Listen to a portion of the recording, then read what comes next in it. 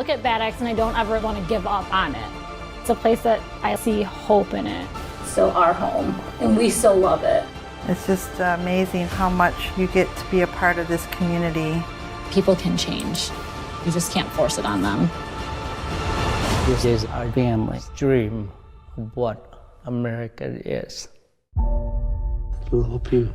Love you too. David, good morning. Jeff from Las Vegas. Hey, Jeff, how you doing? Thank you so much for having me. Oh, my pleasure, buddy. You know, congratulations on just a gripping documentary. I'm telling you, I just wanted to reach out and hug your family during this movie. You know, and I want to tell you, I'm a Las Vegas native. You are more than welcome to move to Las Vegas. We have a thriving Chinatown here. We would welcome you with open arms. So I think most of America, after watching this documentary, would just love to have you in their community. So I just wanted you to know that's an open invitation. Oh, I appreciate that. Well, I'll certainly come visit. How about that? Okay, absolutely.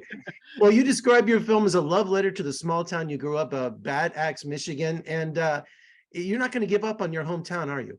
Never. No, absolutely not. And don't get me wrong. I think there were times, especially, you know, when I was younger and back in 2016, I think I wanted to and was, you know, a keyboard warrior, just, you know, preaching to my echo chambers of just everything that was wrong with Bad Axe. And like, that was just not the right thing to do. And I think over the process of making this film, it has given me so much hope for the community of Bad Axe. I mean, because Bad Axe is just like so many other places in America. So for me to give up on Bad Axe would be like me giving up on the United States. And I just won't ever. So I thought it was like giving up on Mayberry, you know, because you know, you have the small town America, you know.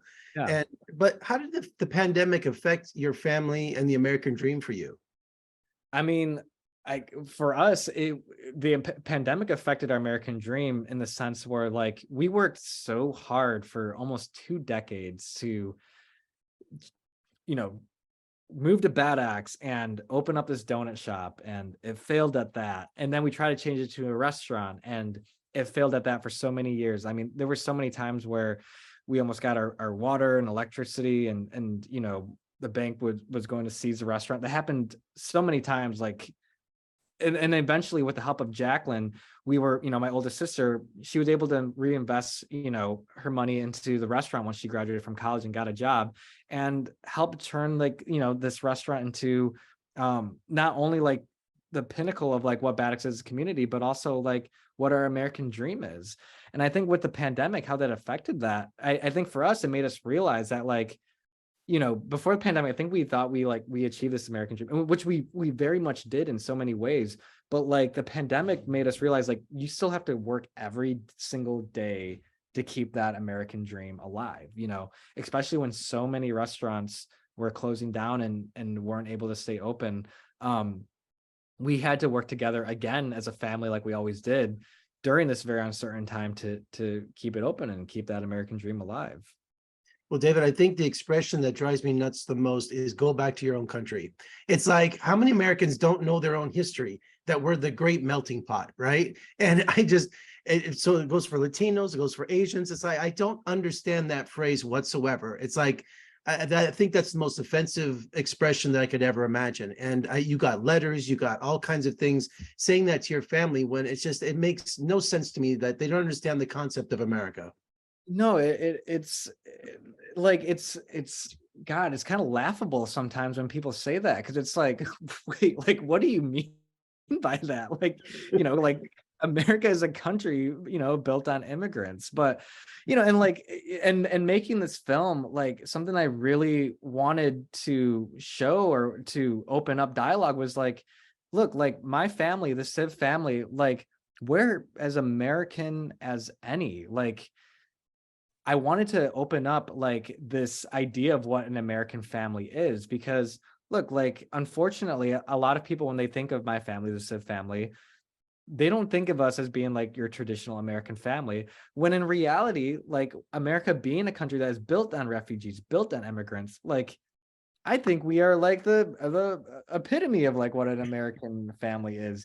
And so like by showing our experience and sharing our story in this film, like I really hope that like opened up, like opens up people's ideas of like, oh no, like the Siev family is just as American as, maybe like my white family. You know what I mean? Like Right. that was something that was really important for me, the message in making this film. I always thought the concept was being an American doesn't take away anything, it's adding something, you know? Yeah, So yeah, absolutely. I just don't understand how people don't understand that concept. Getting your family comfortable in front of the camera, do they have any issues? Their confessionals or, there's some very emotional scenes in this movie. I mean, look, to be honest, not really. And I say that because like growing up, um, I was always like the kid with the camcorder and always holding the camera and filming these family moments. So when I started filming in the early days of the pandemic, um, it really wasn't like anything weird to my family that I was having a camera just capturing all of this, because that's what I always kind of did. Granted, I was doing it a lot more often and a lot longer, because I just had way more free time on my hands. But I think, the fact that these moments feel so intimate and so raw is because when the cameras are capturing it, I don't think they're really thinking like, oh, there's a camera there recording me. I think they're just thinking like, oh no, it's just David being present in the room and he's just doing what he always does. And again, I think that's what lends itself to the intimacy of the film. Having said that though, like, with my dad, he did become more open during the pandemic and over the course of filming, because he always shared his stories about surviving the Cambodian genocide and surviving the killing fields, like from the time I was a little boy. He always shared those stories, but he never like really opened up about how that affected who he is today as a person, who he is as a father, right? I mean, he just never talked about like his emotions in that way. And I think with like all this free time that he had during the pandemic, it really gave him a lot of time to like sit down and think about those emotions. And with turning the camera on him during those moments, I think it became therapeutic for him in a way that like he wanted to get these emotions out there, and he wanted to be able to make sure there was a way of being able to pass down these stories and these emotions to like future generations. Like I think in that way the camera sort of served as this like device for him to just be so open and be able to like share like his trauma and just what he went through like has affected like who he is today as a person. Yeah, because as a documentary filmmaker, you're on the lookout for that moment in Yeah. your film. So would those moments be with your father, or was there another moment in the documentary that you captured that really expresses what you were trying to say? No, I think it's just in those moments like that in the like as those moments were happening, like I knew they were important, and like very little of that stuff ended up on the cutting room floor. Because like as I was filming those moments, I was like, whoa, my dad is opening up to me in a way he just never did before. He's no longer just telling his stories. He's now telling how these stories like make him feel and have affected like who he is. So yeah, like as those moments were happening, there was a foresight in there. Once I knew I was making a documentary that like, oh, this has to be in it. And your movie couldn't be even more timely, because with the rise of anti-Semitism, attacks on Asian Americans, I mean, this isn't just your story, it's happening to a lot of people. So I think this can bring people together and bring dialogue and conversations about this and open people's eyes, because this just shocked me. It really did. No, thank you. I hope it does as well too. And like one of the main conflicts you see, probably the main conflict in the film you see, is these two generations coming at a head. Like how do we handle everything that 2020 is throwing at us as a family? So you see, as history reveals itself with what my dad went through in Cambodia, you see like that informs how he decides to approach the pandemic and the Black Lives Matter movement and just this divide in our country, right? But then like history also unveils itself as far as like what we went through, like Jacqueline and us, and growing up with this trauma of always being fearful we're going to lose a restaurant, and having a father who raised us the way he did. I mean, you're seeing that like as different as we are, both just want what's best for the country at the end of the day. I mean, want what's best for our family at the end of the day, right? Like that's what we're trying to do together as a family, is like, how do we navigate this very uncertain time in history together? And we just have different ideas of coming about it. And like, what I hope, like, you know, some people take away from it at the end is that, oh, maybe we should do that as a country as well too. Because I think as a country, like we as Americans, I think so many of us want what's best for our country. We just have completely different ideas of how to go about that and how to approach that.